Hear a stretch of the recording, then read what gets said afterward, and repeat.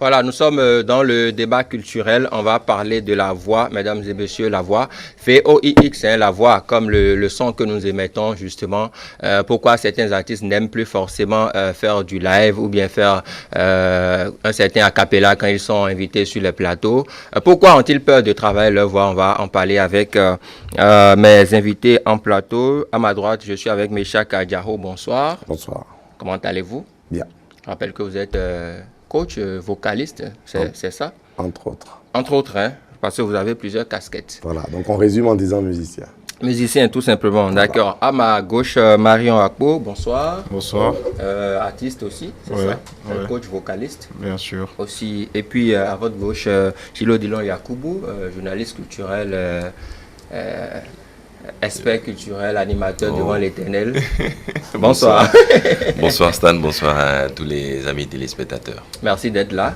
Merci. Et puisque vous maîtrisez un peu la voix, on va commencer déjà par Meshak Adjaro, peut-être essayer de donner une certaine définition de ce que c'est que la voix déjà pour planter le décor.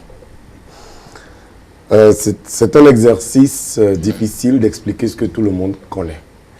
D'expliquer ce que tout le monde utilise et d'expliquer ce que tout le monde entend plusieurs fois, plusieurs heures d'affilée par jour.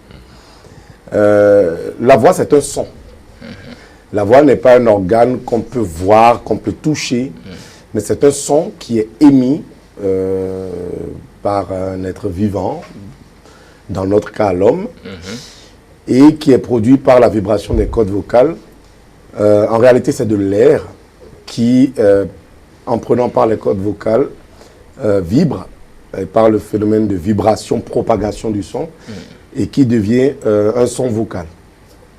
Et donc, dans le mot voix, vous avez la présence d'un son qu'on peut entendre, qui est émis par une personne en face de vous ou quelque part d'autre, et qui provient de l'intérieur de sa personne. Donc ce n'est pas un son qui vous vient de l'extérieur, ça vient de l'intérieur de l'individu.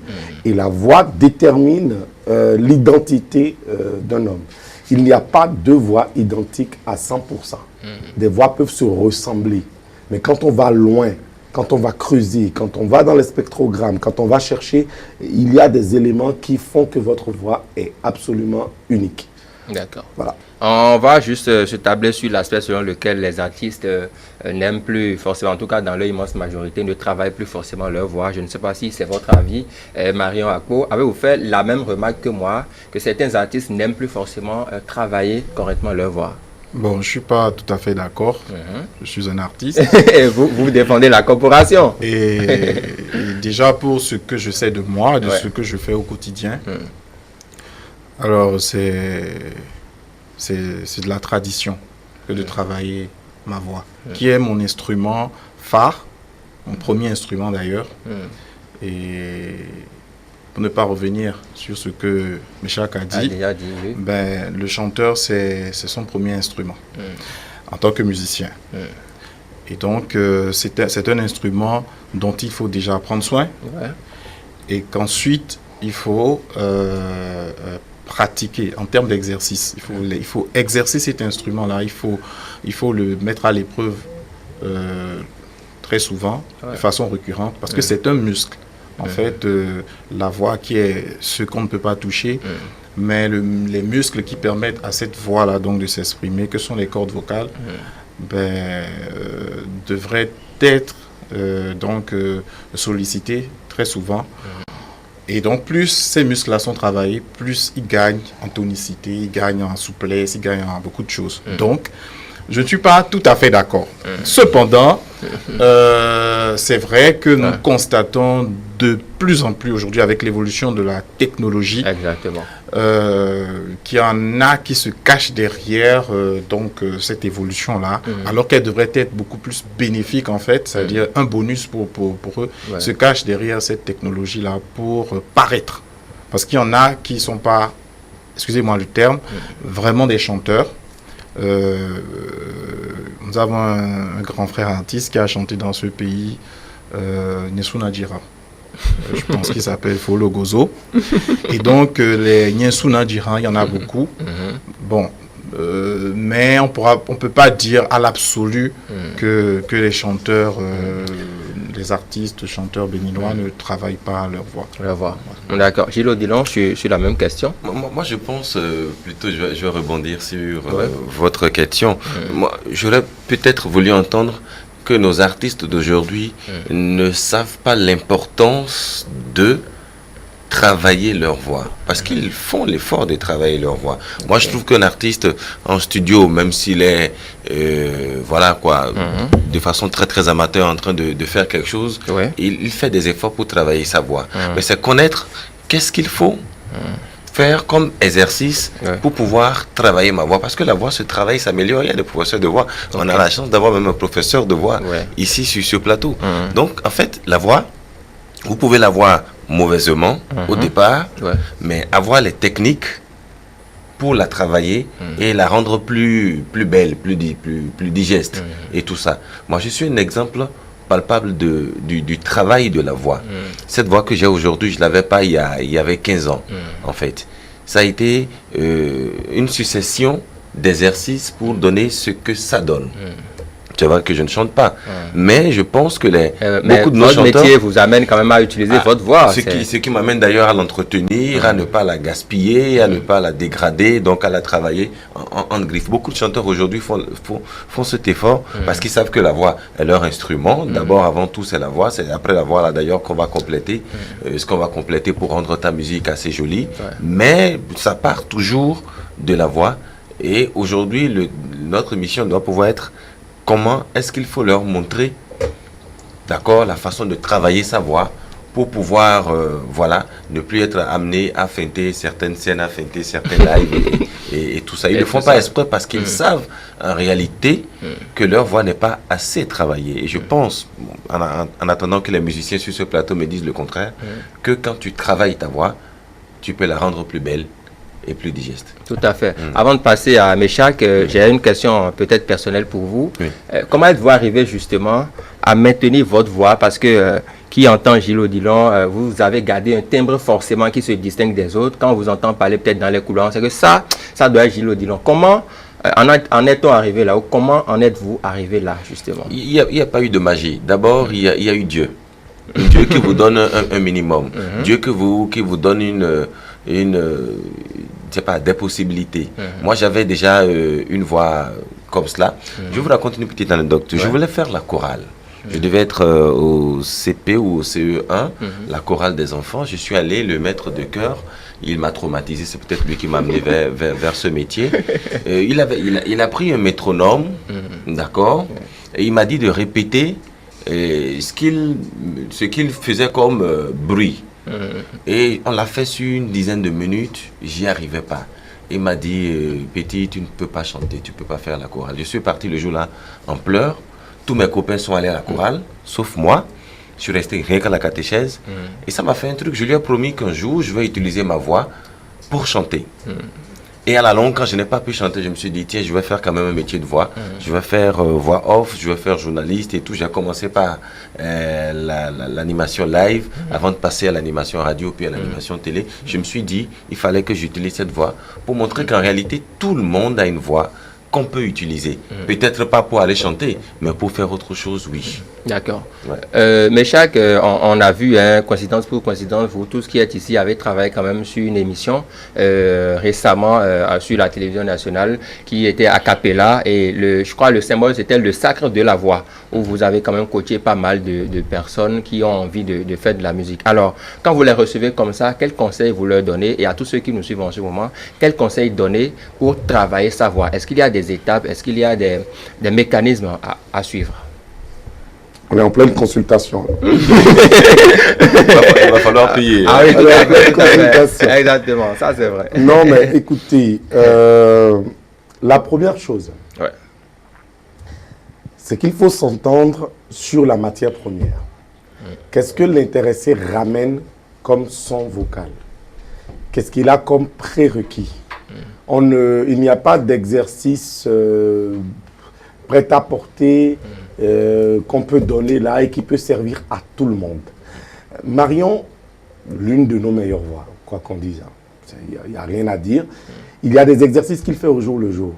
L'exercice que Marion fait, il a parlé de tonicité de muscles, d'élasticité, d'un certain travail sur la durée. Les exercices que Marion fait, ce n'est pas ce genre d'exercice que je vais donner à quelqu'un qui vient de commencer. Mais je vais le tuer. Ah bon? Non, mais je vais le briser. C'est si difficile mais que je ça, vais les le briser. exercices. Marion, la portée de la voix de Marion, il faut 3 micros à un artiste ordinaire pour atteindre ça. Donc l'exercice que lui fait en termes de puissance, par exemple, vous donnez ça à quelqu'un qui vient de commencer, vous allez le briser. D'accord. Mais, comme je dis, il y a la matière première. Donc ce que nous faisons toujours, nous, dans le métier, c'est un diagnostic. Donc dès que l'intéressé arrive, il y a eu un très mauvais diagnostic dans l'enfance de ce cher Gilles Odilon. Diagnostic qui m'a traumatisé à vie. Oui, parce que le but, ce n'est pas ça. Le but d'un diagnostic, c'est d'écouter l'intéressé, de voir qu'est-ce qu'il ramène comme élément et de voir ce qu'on peut en faire. Et ce n'est pas forcément la faute des chefs, ils ne sont pas forcément formés. Louis Armstrong, c'est exactement la même histoire. Et il a dit, moi je vais utiliser ma voix rock et j'en ferai quelque chose. Il est devenu une des figures emblématiques de la musique, tous siècles confondus, qu'on le veuille ou non. Et donc, il y a forcément quelque chose que vous pouvez apporter. Et l'expert, il faut qu'il y en ait, il n'y en a pas beaucoup, et il faut qu'on aille vers eux. On n'a pas forcément cette attitude, et il faut qu'eux-mêmes se cachent moins. Ça, c'est difficile. c'est le souci de tous les experts dans tous les domaines. On va les chercher. Et donc, du coup, et vous faites bien de nous mettre en lumière un peu de temps en temps, et que les gens arrivent, qu'on les écoute, et en ce moment, on peut leur proposer, on peut voir ce qu'on peut faire avec eux, quels sont les exercices qu'on peut faire. Mais dans tous les cas, le conseil que je peux donner, c'est que la voix, c'est une réalité vivante qui dort, qui se réveille, qui a une journée, qui a besoin de pause, qui a besoin d'être travaillé, qui a besoin d'être rodé. C'est comme dans le sport. Vous vous levez le matin, vous rendez à une compétition et paf, vous faites un grand écart. Bravo. Vous allez finir avec des déchirures qui vont vous traumatiser toute la vie. Et je ne parle pas du traumatisme psychique que Gilles a vécu, mais un traumatisme physique qui va rester là. Et ça, c'est... Vous voyez le jeu de ciseaux qu'un footballeur peut faire sur un terrain. Vous savez la quantité de fois qu'il a fait ça? Mais il a fait plus de 36 000 ciseaux sur je ne sais pas combien de mois, d'années. Et vous le voyez dans un match, et puis il fait paf, et la balle s'envole et tout le monde crie. Le chant, c'est exactement la même chose. L'exercice de voix, c'est exactement la même chose. Donc, ce qu'il faut que les gens comprennent, c'est que c'est dans la durée que ça s'installe. Et il faut aller vers celui qui peut véritablement vous... Et un aspect de la question, c'est que déjà nos artistes ne sont pas... beaucoup sont seuls. Ils ne sont pas en équipe. Ils n'ont pas un staff conséquent, formé, informé. Moi, j'ai reçu des artistes qui ont été envoyés par leur manager. Et je peux vous dire que c'est à peu près 5% du secteur. Mais ils savent, et c'est eux qui ont mis la pression à leurs artistes pour dire, moi je ne continue pas avec toi si tu ne vas pas te faire un recyclage, si tu ne vas pas te mettre à jour, etc. Et donc si l'artiste n'est pas en équipe, mais d'où viendra cette pression-là? Parce qu'après, lui aussi, il a ses problèmes, il a ses sollicitations, il a ses charges. Et l'homme, naturellement, quand il y a du travail, on a envie de reculer. Oui, de reculer. Et je puis vous dire, sans vouloir vous choquer, que tous ceux qui utilisent leur voix doivent la travailler. On ne va pas jeter la pierre aux artistes. Les journalistes doivent travailler leur voix. Les avocats doivent travailler leur voix. Les enseignants doivent travailler leur voix. Tous ceux qui utilisent leur voix dans leur job, les politiciens doivent travailler leur voix. Et ailleurs, nous sommes sollicités ailleurs pour faire ce travail-là. Oui, mais avant de vous relancer, peut-être sous nos cieux ici, si le politicien a ses billets de banque, ça suffit pour faire passer son message. Il n'a pas forcément besoin de travailler sa voix, n'est-ce pas? Pas toujours, je vais vous décevoir.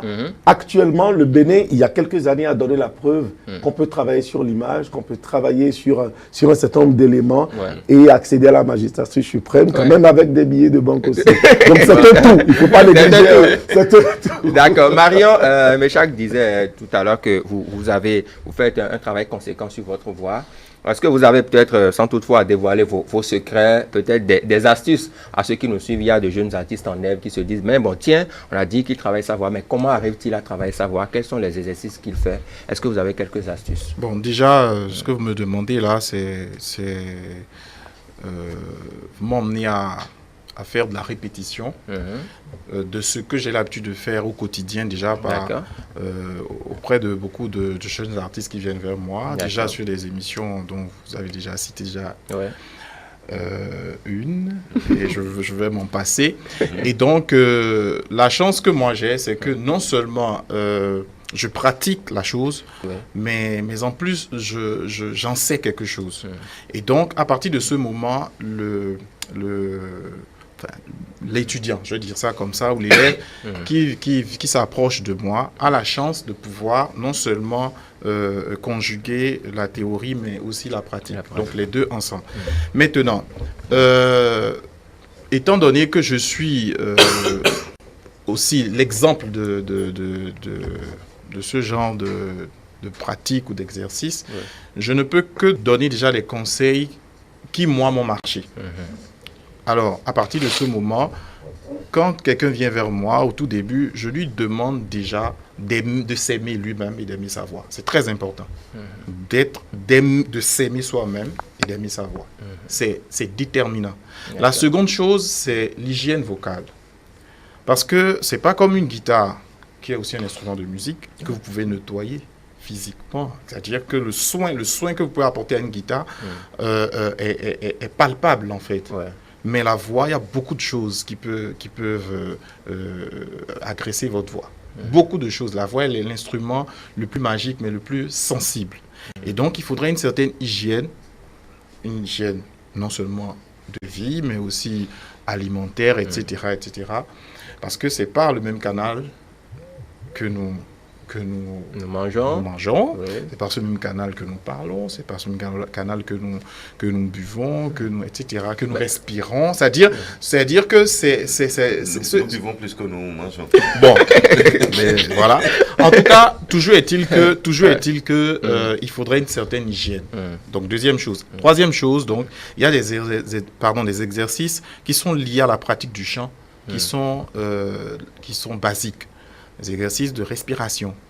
Donc on ne peut pas respirer comme tout le monde? Ah non, le chanteur respire différemment. Ah bon? Oui, c'est comme un bébé. La respiration du bébé, quand vous observez bien un bébé, c'est de cette même manière que respire un chanteur, un très bon chanteur. En chantant, bien sûr. C'est de cette même manière que respire un sportif, un athlète. La bouche entrouverte. Bon, on ne va pas se mettre à lire dans les détails, mais c'est une chose très importante. Ensuite, les exercices d'articulation et de diction qui sont pertinents. Parce que tout à l'heure, Michak parlait des politiciens, c'est très vrai ce qu'il dit.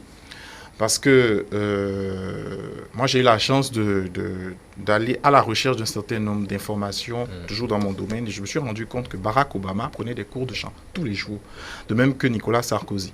Des cours de chant. Pas pour chanter, mais parce que le chant vous demande beaucoup de variance en termes d'intonation, en termes de registre, en termes de tout. Et donc, après, quand vous voyez ceux-là, la rhétorique qu'ils utilisent, elle est implacable. Et donc, vous voulez séduire un auditoire, eh bien, il faudrait que vous ayez une de ces voix. Et quand on dit une de ces voix, elle n'est pas obligée d'être...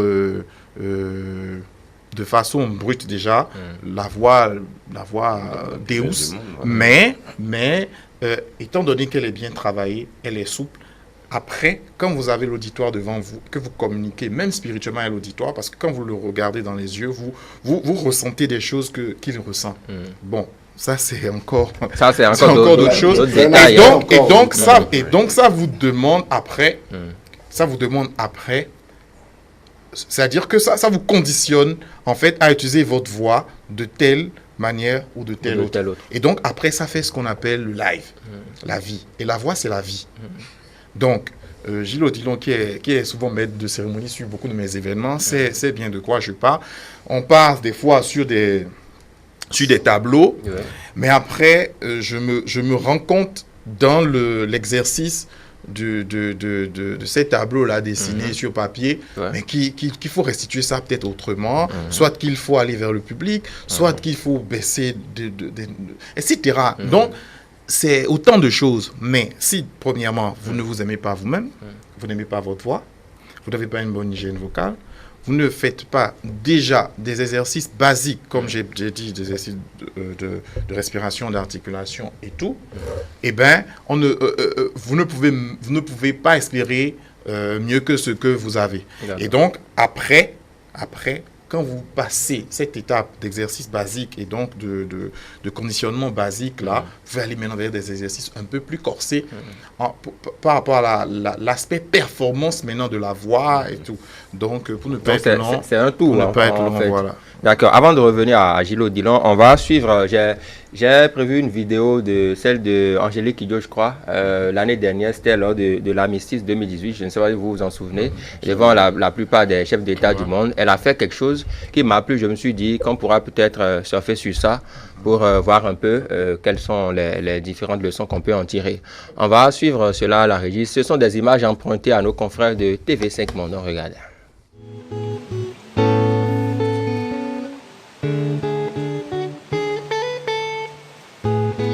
De grosses larmes en songeant que tout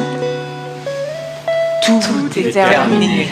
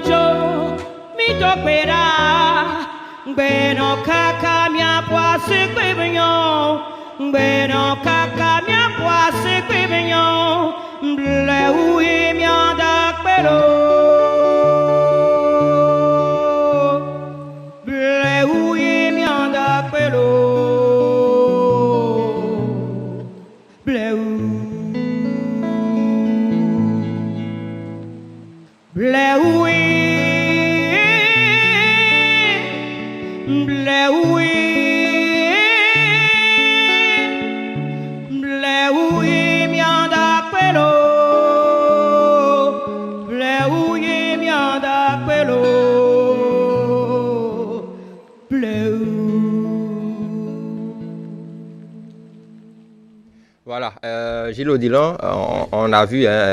On a vu Angélique Kidjo, c'est une quarantaine d'années d'expérience, de travail de la voix. Angélique Kidjo, c'est beaucoup de Grammy Awards. Angélique Kidjo, c'est une grande diva. Angélique Kidjo, elle est peut-être imitable, mais je me demande si elle est peut-être égalable. Je me dis, c'est un gros travail qui est félicité là, avec cette vidéo que nous venons de voir, chanter devant les grands dirigeants de ce monde.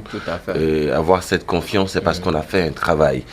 Quand vous écoutez l'album Parakou d'Angélique Kidjo 1989 et que vous la regardez maintenant, vous vous dites sur les 30 ans, il y a eu un gros travail qui s'est fait et ce n'est que le résultat de ce travail. Et c'est à ce travail-là que moi j'invite les artistes d'aujourd'hui. Et c'est d'ailleurs ce travail que Marion fait de façon exceptionnelle en nous proposant un style de musique que nous n'avons pas forcément chez nous et que je félicite d'ailleurs aussi. D'accord. Mais un mot sur ce que Angélique a fait. Est-ce que les jeunes artistes peuvent faire ça ici au Bénin pour atteindre son niveau? Les jeunes artistes peuvent le faire.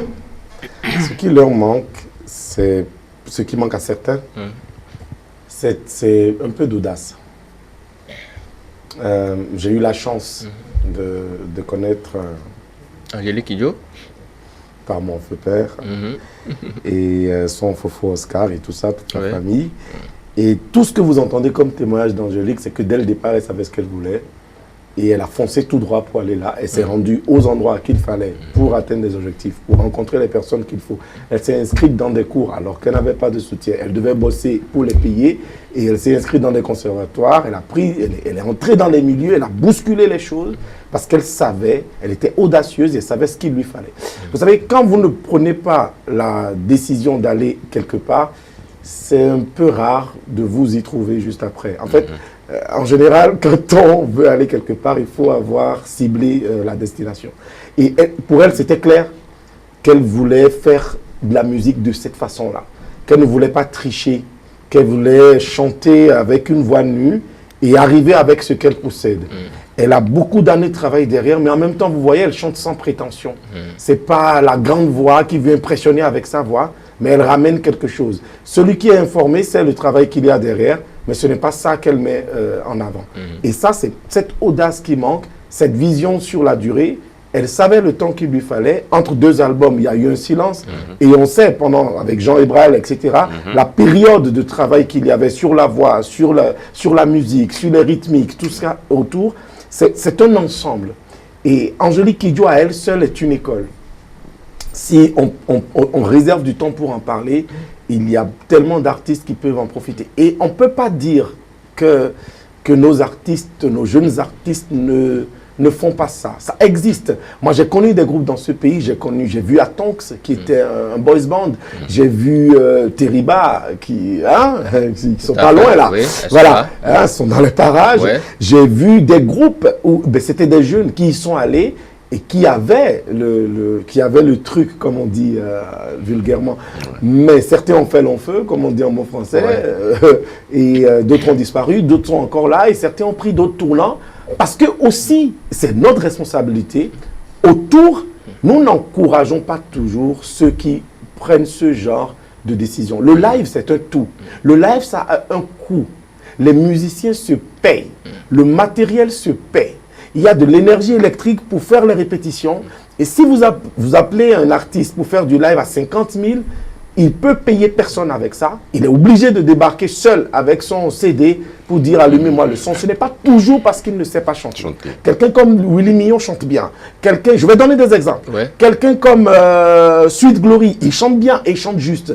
Je peux donner d'autres exemples. Mais ils arrivent, ils font leur playback. Don Metok est un bon chanteur. Mais je l'ai vu faire plusieurs fois le playback, pas parce qu'il ne peut pas faire du live, mais parce que les conditions dans lesquelles vous le placez au cours d'un dîner, vous dînez que vous ne pouvez pas prendre une Suno, vous ne pouvez pas prendre d'instruments, il n'y a même pas de place pour installer le matériel. C'est un tout. Et on peut se demander pourquoi on n'a pas de grands concerts d'Angélique Kidjo dans ce pays, par exemple. Est-ce que c'est parce qu'elle ne peut pas faire le live? C'est peut-être parce que nous, on n'est pas prêts pour accueillir ça, pour y mettre les moyens, pour installer le décor. Je sais que je jette des pavés dans la mare, mais c'est cela. Il faut à un moment qu'on se dise la vérité. Nous sommes tous responsables de ça. Si un artiste sort un album avec une guitare, une voix, nous sommes combien à vouloir acheter ça? Je vous retourne la question. Donc moi j'achète, moi je produis, moi j'accompagne, moi je donne du temps je vais en studio et je travaille avec eux. Mais après, on n'est pas nombreux à vouloir cette musique-là. Si quelqu'un programme un concert quelque part à l'Institut français ou au Stade de l'Amitié, où ils sont juste 3, où ils ne font que des voix, est-ce qu'on va s'y rendre? On n'ira pas. C'est aussi ça le problème. Je pense il faut peut-être travailler à éduquer les Béninois. Oui, l'artiste n'est pas seul. Parce que si le bonhomme il allume sa radio, et excusez-moi, ou qu'il capte sa télé, et que 80% ou 85% ou 90% de ce qu'il écoute, ce n'est pas ce que nous voulons que nos artistes fassent, finalement, il y a un problème pédagogique. Tout à fait, il y a un petit problème. C'est vrai qu'on n'a pas assez de temps, vraiment, c'est tellement essentiel et enrichissant ce qu'on dit là. Mais Marion, vous disiez certaines choses tout à l'heure, j'ai voulu quand même avoir plus de précision.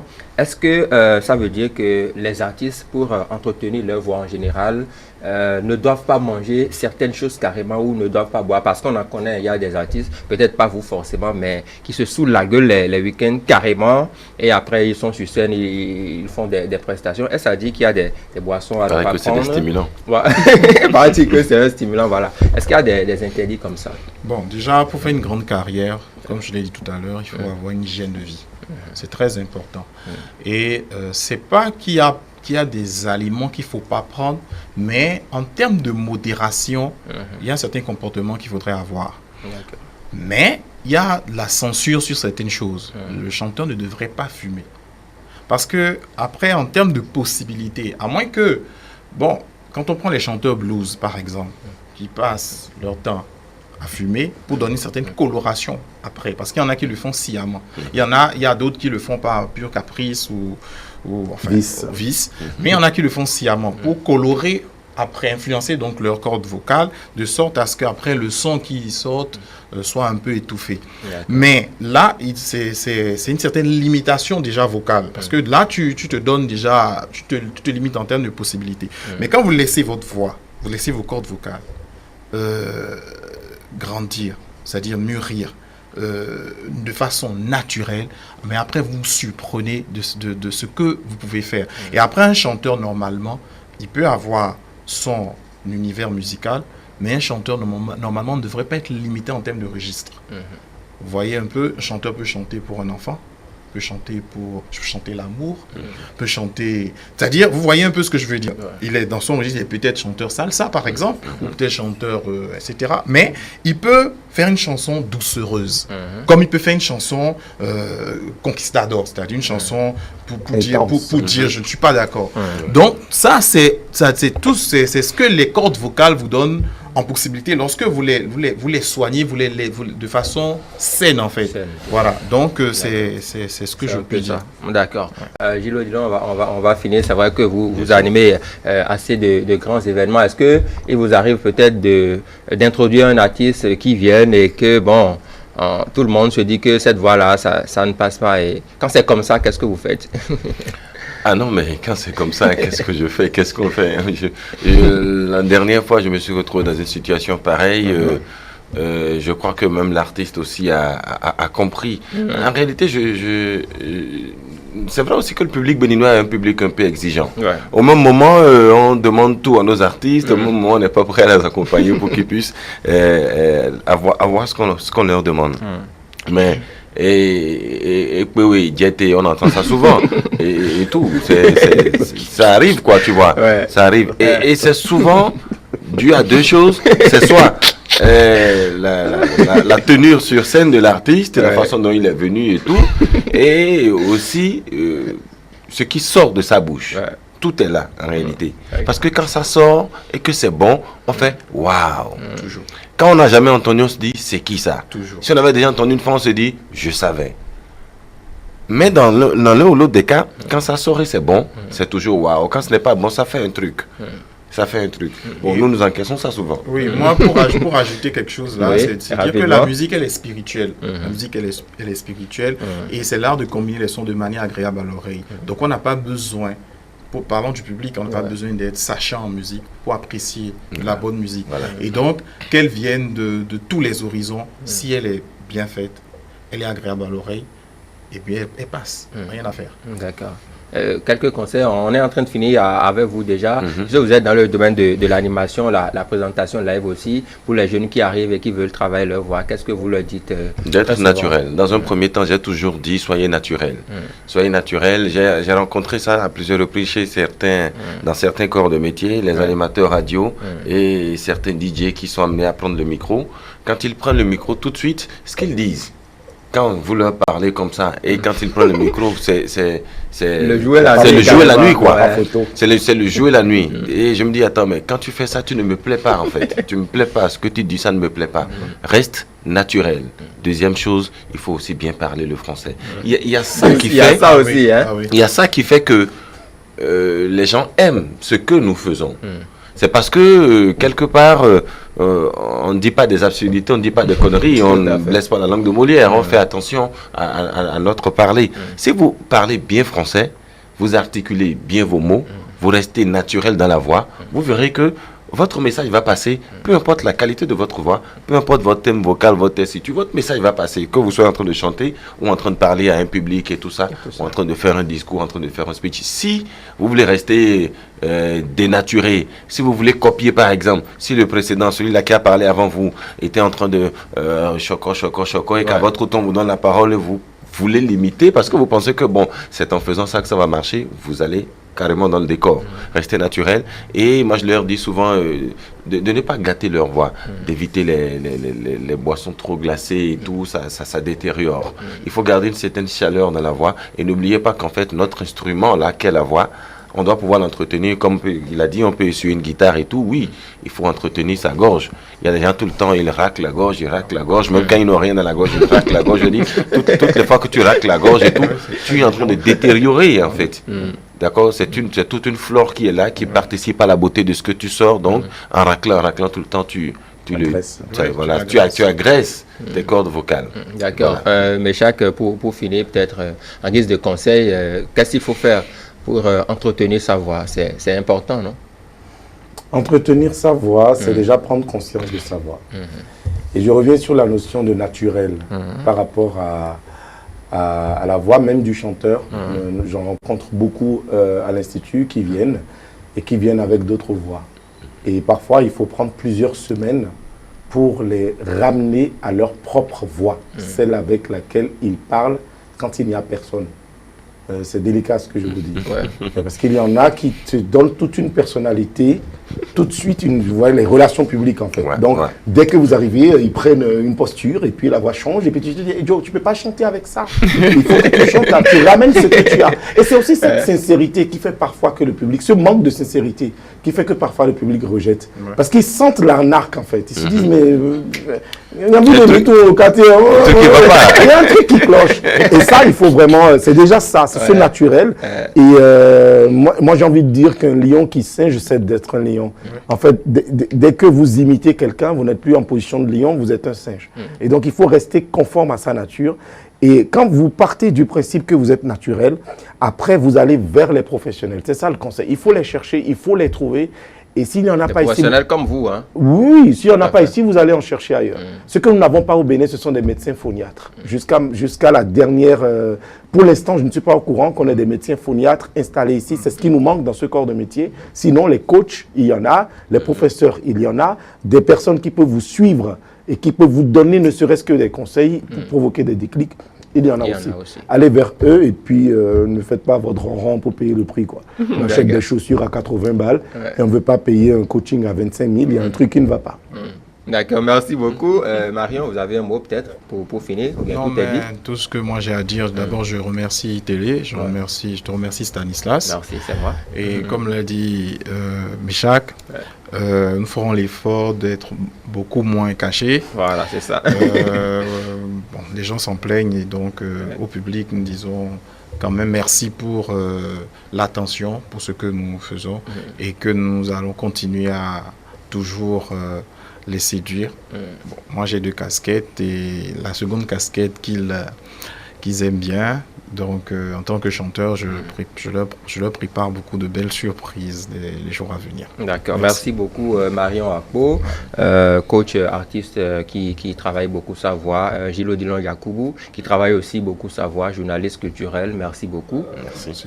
Meshack Adjaro, professeur aussi, coach vocaliste, merci beaucoup d'être passé. C'est un plaisir. Et vous transmettrez mes amitiés à Sandra Adjaro que je connais par ailleurs. Je ne manquerai pas. Merci beaucoup. Et il y a quand même 2 dames auxquelles vous avez fait allusion tout à l'heure, le groupe Teriba, qui travaillent aussi correctement leur voix, que je vais recevoir juste après vous. Des dames que j'ai connues il y a une trentaine d'années et qui sont la preuve que le travail révèle les talents. Exactement. Merci. Je vous raccompagne avec ceci, on regarde.